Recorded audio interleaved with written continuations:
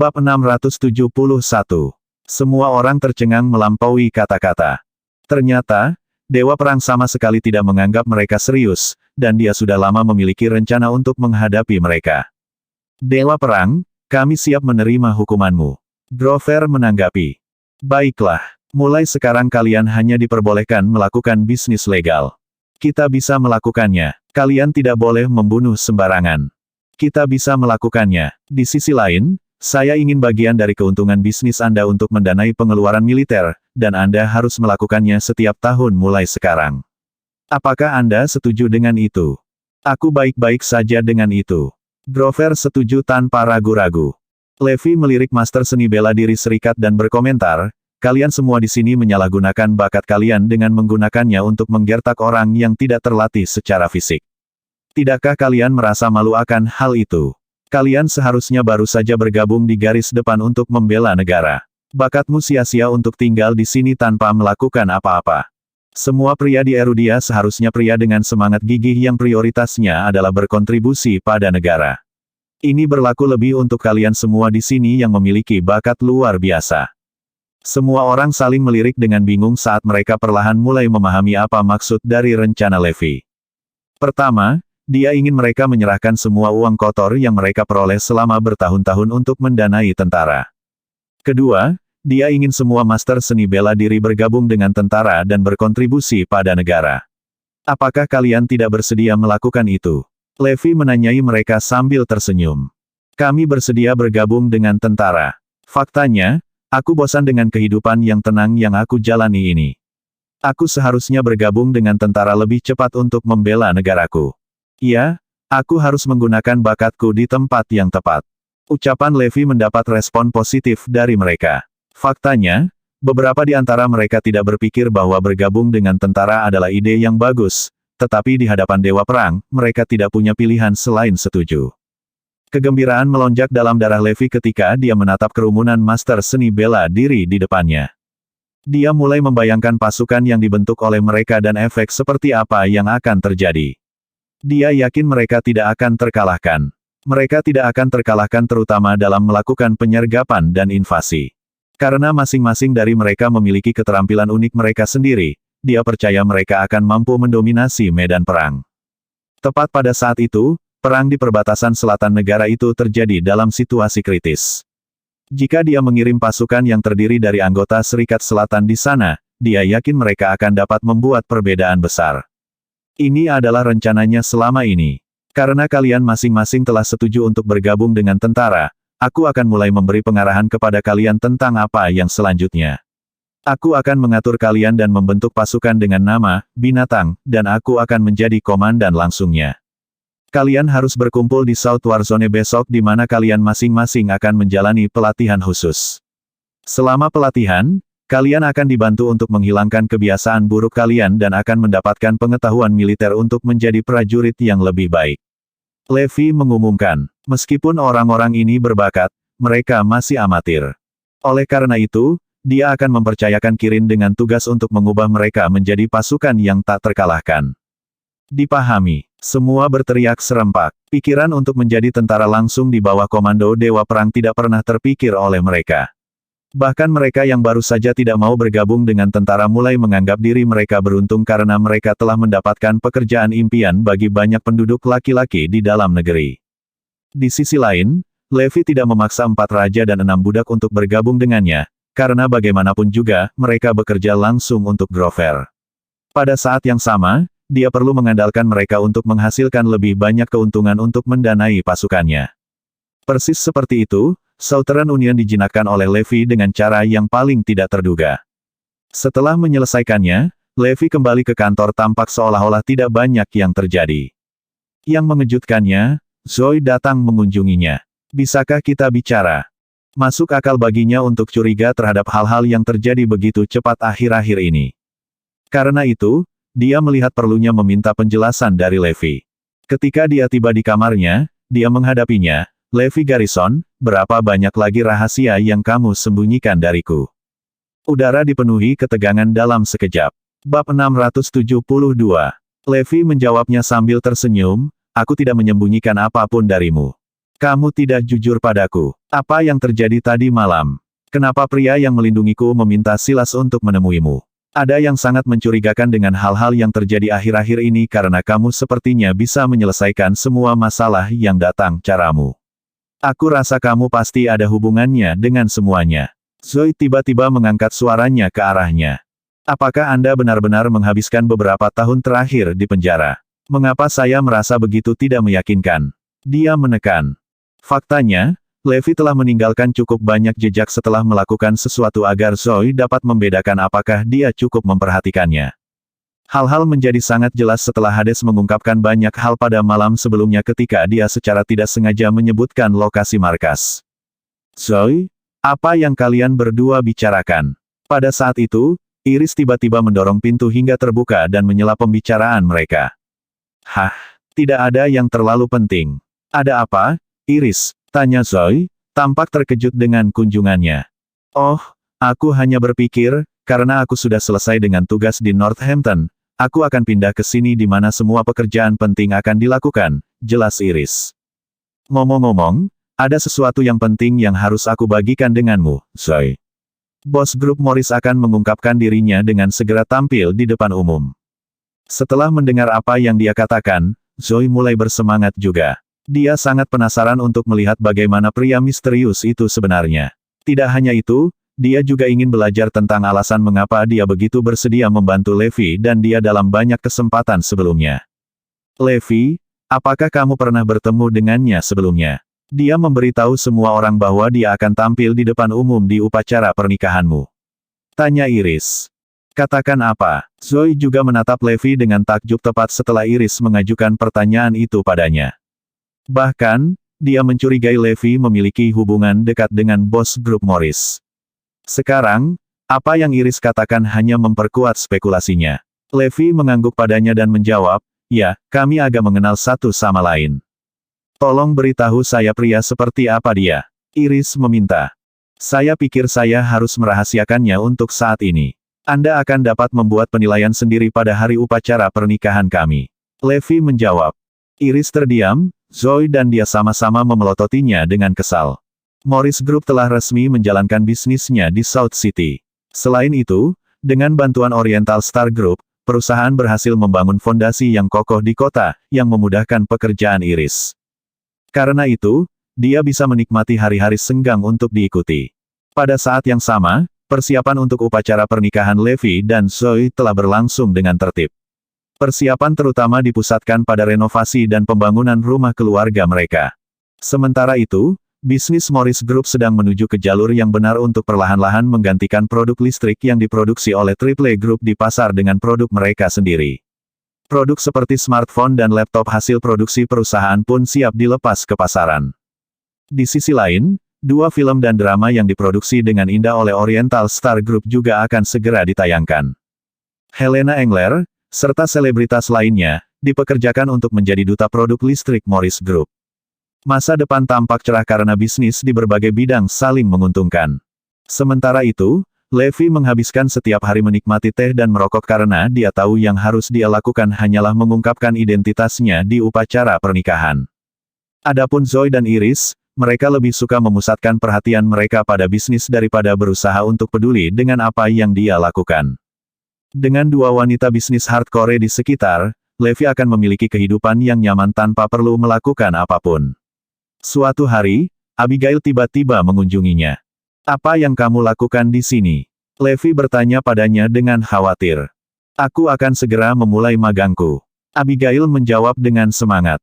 Mengapa Anda tidak magang saja di Northampton? Ada lebih banyak perusahaan di sana daripada di South City, kata Levi. Abigail melihatnya sekilas dan membalas, tentu saja, saya harus datang ke sini karena Anda tidak tinggal di Northampton. Apa hubungannya denganku? Levi tampak bingung dan pasrah. Seseorang di sekolah memberitahuku bahwa kamu telah menceraikan Zoe. Benarkah itu? Iya itu. Kalau begitu, bisakah aku mulai berkencan denganmu sekarang? Levi terdiam sebagai tanggapan. Bab 673. Begitu dia mendengar pertanyaan Abigail, Levi menyemburkan seluruh suapan teh yang baru saja dia minum. Apa yang salah dengan itu? Kenapa aku tidak bisa berkencan denganmu sekarang karena kamu masih lajang setelah perceraian? Abigail menatapnya bingung. Levi menjawab sambil tersenyum, saya memang lajang, tetapi saya pikir Anda harus mendapatkan izin Zoe terlebih dahulu sebelum mengajak saya berkencan. Iya, aku akan melakukannya sekarang. Abigail pergi setelah itu. Ketika dia berada di Northampton, dia sangat senang mendengar tentang perceraian Levi sehingga dia benar-benar kehilangan tidur selama beberapa malam karena itu. Dia tidak sabar untuk pergi ke South City sehingga dia bisa mulai berkencan dengan Levi. Akhirnya, kesempatan emasnya datang. Ia langsung mengunjungi Levi saat waktunya magang. Zoe sedang berdiskusi bisnis dengan Iris ketika Abigail mengunjungi kamarnya. Abigail, kenapa kamu ada di sini? Ada apa? Dia bertanya dengan sedikit keheranan dalam suaranya. Ya, aku punya pertanyaan untukmu. Abigail berbicara dengan ekspresi wajah poker. Biarkan aku memberi kalian beberapa ruang. Dengan itu, Iris bersiap untuk meninggalkan ruangan. Iris, kamu boleh tinggal. Kemudian, Abigail menatap Zoe dan bertanya, Zoe, apakah kamu dan Levi bercerai?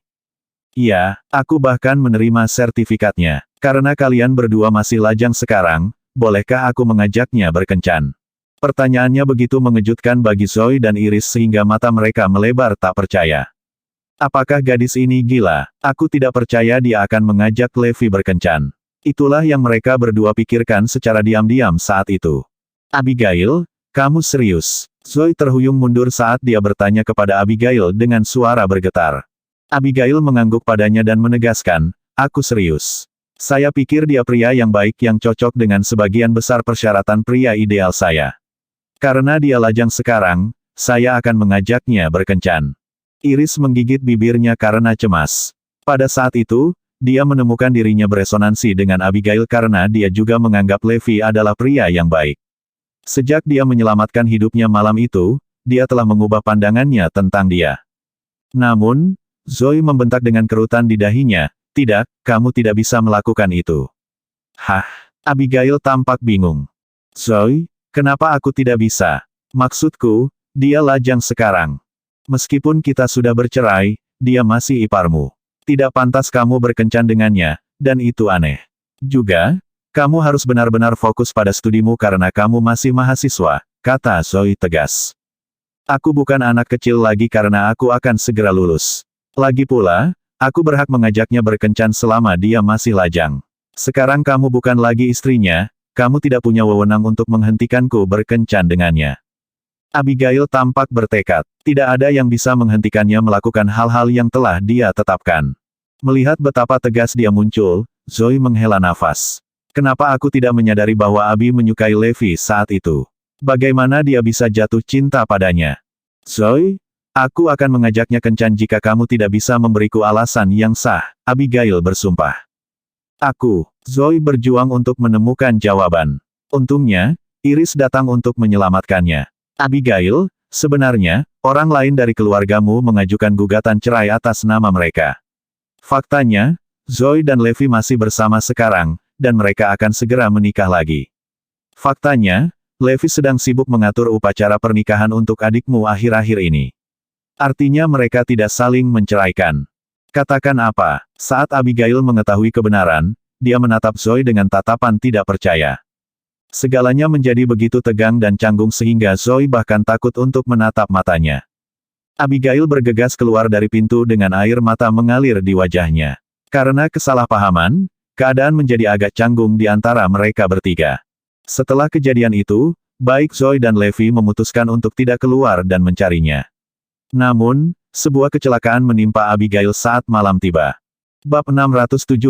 Setelah pertemuan canggung mereka, Levi dan Zoe tidak keluar dan mencari Abigail, lebih memilih untuk memberinya ruang. Namun, saat malam tiba, masih belum ada kabar dari Abigail. Dia belum kembali ke rumahnya, dan orang-orang di tempat yang biasa dia datangi melaporkan bahwa mereka tidak melihatnya sepanjang hari. Dia seperti menghilang tanpa jejak. Keluarga hitam dilemparkan ke dalam kekacauan. Abigail memberitahu kami bahwa dia akan kembali hari ini. Mengapa dia tidak menjawab teleponnya, dan mengapa tidak ada jejaknya dimanapun? Apakah sesuatu terjadi padanya? Bailey dan Pamela sangat ketakutan hingga menangis.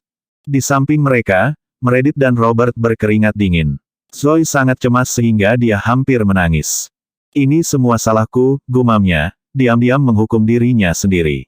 Dia tidak akan pernah memaafkan dirinya sendiri jika sesuatu benar-benar terjadi pada Abigail. Iris mencoba menenangkannya. Ini tidak ada hubungannya denganmu. Tidak ada yang mengira bahwa rasa cinta Abigail pada Levi itu nyata. Zoe mengeluarkan serangkaian desahan menyedihkan. Ketika Levi mengetahui fakta bahwa Abigail hilang, dia segera mengirim anak buahnya untuk mencarinya di seluruh kota. Seluruh kota sedang mencari gadis yang hilang itu. Levi merasa sangat bersalah. Ini tidak akan pernah terjadi jika dia tidak mengirim Abigail untuk mencari Zoe. Bagaimana dia tahu bahwa Abigail benar-benar mencintai dirinya sendiri? Dia benar-benar jatuh cinta padanya. Jika sesuatu terjadi pada Abigail, dia tidak akan pernah bisa memaafkan dirinya sendiri. Tidak diketahui semua orang, Abigail saat ini sedang mabuk sendiri di bar pribadi. Setelah kesedihan dari kejadian hari itu, dia telah mengumpulkan beberapa temannya dari sekolah menengah dan pergi ke bar untuk meminum kesengsaraannya. Setelah minum sepanjang malam, Abigail benar-benar mabuk. Jika bukan karena teman-temannya yang menahannya, dia pasti sudah terbuang sejak lama. Namun, pada saat itu, beberapa mantan teman sekelas datang untuk bergabung dengan kelompok kecil mereka. Mereka semua berotot dan kekar, dan tinggi rata-rata di antara mereka tampaknya kira-kira 1,9 meter. Mereka berada di kelas yang sama dengan Abigail di sekolah menengah dan sekarang belajar di sekolah olahraga. Setelah mendengar bahwa Abigail mabuk sendiri di bar, mereka segera datang. Pemimpin mereka adalah seorang pria bernama Drake Lindon. Dia telah mengembangkan naksir besar pada Abigail di sekolah menengah. Dia telah menjadi pengganggu sekolah saat itu dan telah terbiasa memaksakan dirinya pada gadis manapun yang dia sukai. Namun, dia tidak pernah berani menyentuh Abigail, putri berharga keluarga Black. Ketika datang ke Abigail, dia hanya bisa mencoba merayunya seperti pelamar terhormat. Namun, dia menolaknya pada akhirnya. Sudah bertahun-tahun sejak itu, tetapi Drake masih belum melupakan gagasan untuk memikatnya ke tempat tidurnya. Ketika dia mengetahui bahwa Abigail sedang minum di bar, dia langsung pergi ke bar. Melihat sosoknya yang cantik dan mabuk, Drake merasakan gelombang kegembiraan yang kuat. Abigail, kamu tidak akan bisa kabur dariku malam ini. Drake tahu bahwa, untuk semua kebiasaan minumnya yang memalukan, Abigail adalah orang yang sangat konservatif. Jika dia membuatnya tidur dengannya, Abigail tidak punya pilihan selain menikahinya. Ketika itu terjadi, Drake akan menjadi menantu Rogers, keluarga paling bergengsi di Northampton, dan keluarga kulit hitam. Memikirkan hal ini membuatnya hampir gila dengan keinginan. Beralih ke Abigail, dia berkata, Abigail, ayo minum sampai mabuk malam ini. Dia menuangkan minuman untuknya. Berusaha sekuat tenaga, gadis-gadis itu tidak bisa menahannya. Yang paling dibutuhkan Abigail sekarang adalah anggur untuk menenggelamkan kesedihannya. Drake berhasil meyakinkannya untuk meminum beberapa gelas anggur lagi sampai dia benar-benar pingsan. Drake sudah memesan kamar hotel sebelumnya. Sekarang, yang perlu dia lakukan hanyalah menemukan cara untuk membawanya ke sana. Sementara itu terjadi di bar, perburuan Abigail Rogers terjadi di South City.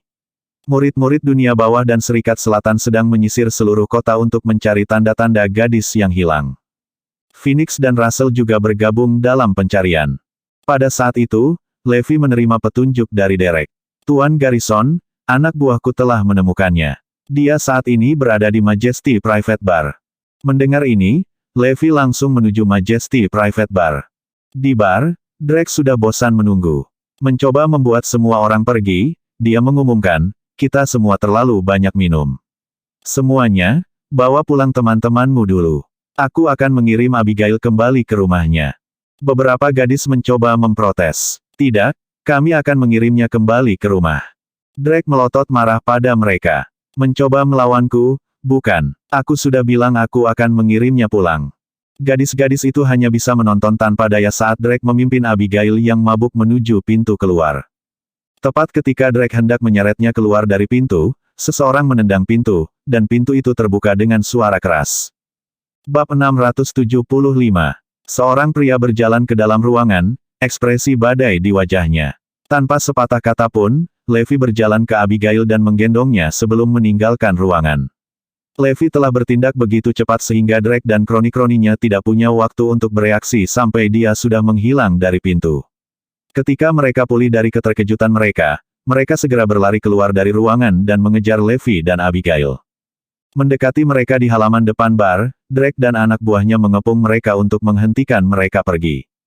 Drake berteriak, "Siapa kamu? Menurutmu kemana kamu akan pergi dengan gadis ini?" Dia memang sangat marah. Dia sudah mengatur kamar hotel sebelumnya dan berhasil membuat Abigail minum sendiri setelah berusaha keras. Namun, orang asing ini telah mengacaukan rencananya dengan menyeret Abigail tepat di bawah hidungnya. Bagi Drake, ini tidak bisa ditoleransi. Levi tidak terpengaruh. "Jangan menguji kesabaranku," dia memperingatkan. "Aku sedang tidak dalam suasana hati yang baik sekarang." Dia tidak ingin memulai pertengkaran dengan anak-anak ini. Drake menolak untuk mundur. "Katakan siapa kamu, dan turunkan gadis itu, dia mantan teman sekelasku." Para kroninya memelototi Levi, bersiap untuk menyerang. "Aku kakak iparnya, dan aku di sini untuk menjemputnya," jawab Levi, benar-benar bingung. Hah? Drake sangat terkejut sehingga dia merasa agak linglung. Pria ini adalah anggota keluarga Abigail. Jika itu benar, tidak mungkin rencana Drake akan berhasil. Namun, dia tidak akan melepaskan kesempatan emas ini dengan mudah. Dia harus berhasil membawa Abigail ke ranjang bersamanya. Dengan bodohnya, Drake berteriak, "Adik ipar Abigail. Aku belum pernah mendengar tentangmu. Turunkan dia sekarang dan segera pergi dari pandanganku." Levi mencibir, "Minggir, aku tidak ingin menyakiti kalian." Mendengar ini, Drake tertawa terbahak-bahak. Dia dilatih khusus dalam seni bela diri campuran dan gulat di sekolah. Tidak ada orang yang tidak bisa dia kalahkan dalam pertarungan. Apakah pria ini benar-benar berpikir bahwa dia akan bisa mengalahkannya? Betapa menggelikan. Drake mencoba lagi. "Turunkan dia segera. Kita harus menjamin keselamatannya." Yang membuatnya kecewa, Levi mengabaikannya dan berjalan pergi dengan Abigail masih dalam pelukannya. Benar-benar kesal sekarang, Drake meraung pada anak buahnya, "Kejar dia." Karena Drake dan kroni-kroninya berasal dari sekolah olahraga, mereka cukup yakin bahwa mereka akan mampu mengalahkan Levi dalam sebuah pertarungan. Mereka bergegas ke arahnya, bersiap untuk menjatuhkannya. Pada saat itu, ledakan keras terdengar saat gerbang pintu masuk utama runtuh. Kerumunan orang bergegas ke halaman. Mereka semua tampak tinggi dan mengancam, dan beberapa dari mereka bahkan dipersenjatai dengan senjata. Dengan sangat cepat, seluruh halaman terisi ketika ratusan orang lagi membanjiri melalui gerbang yang rusak. Jumlah orang di halaman terus bertambah tanpa ada tanda-tanda akan berhenti. Lebih banyak bala bantuan sedang menunggu untuk masuk keluar. Kesibukan aktivitas ini membuat Drake panik. Apakah orang-orang ini dipanggil oleh saudara ipar Abigail? Levi mengumumkan dengan dingin, "Berhati-hatilah untuk tidak membunuh mereka. Kalahkan mereka sekarang." Beberapa ratus orang berlari ke arah Drake dan anak buahnya dan mengepung mereka. Orang-orang di lingkaran terdalam mulai memukuli mereka tanpa ampun. Levi membawa Abigail sepanjang perjalanan pulang, di mana dia dan Zoe mengawasinya sepanjang malam. Keesokan paginya, Zoe pergi sebelum Abigail bangun. Namun, sebelum dia melangkah keluar dari ruangan, dia menginstruksikan Levi untuk tetap tinggal. "Kamu harus menjelaskan niatmu padanya," dia berkata. Dia tidak ingin Abigail melakukan hal konyol lagi. Ketika Abigail akhirnya bangun, hal pertama yang dilihatnya adalah wajah Levi. "Levi, kamu," kata-katanya terhenti dengan canggung karena dia tidak tahu harus berkata apa. Levi bertanya dengan lembut, "Apakah kamu tahu apa yang terjadi padamu kemarin malam?" "Kurasa aku minum terlalu banyak," jawab Abigail malu-malu sambil memijat kepalanya yang berdenyut-denyut. Levi berpura-pura marah dan berkata, "Di masa depan, kamu tidak boleh minum di luar, atau ponselmu dimatikan. Bahkan jika kamu ingin menghilangkan kesedihanmu, tidak ada alasan bagimu untuk bersikap seperti itu." Apakah Anda tahu betapa khawatirnya seluruh keluarga? Anda menempatkan diri Anda dalam bahaya besar kemarin malam. Abigail tertawa untuk menyembunyikan kecanggungannya. "Meminum kesedihanku. Kuharap kau dan Zoe tidak menganggap masalah kemarin terlalu serius. Aku hanya bercanda. Aku tidak percaya kalian berdua benar-benar mempercayaiku.